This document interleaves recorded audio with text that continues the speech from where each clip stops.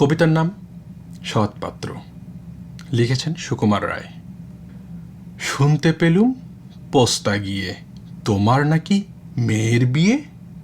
গঙ্গারামকে পাত্র পেলে, জানতে চাও সে কেমন ছেলে। মন্দ নয় সে পাত্র ভালো, রং যদিও বেজায় কালো।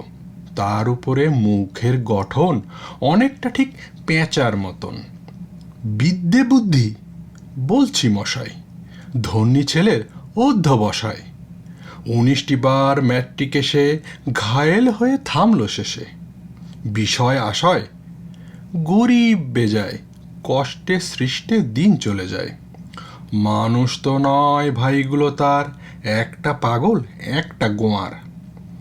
আরেকটি সে তৈরি ছেলে, জাল করে নোট গেছেন জেলে।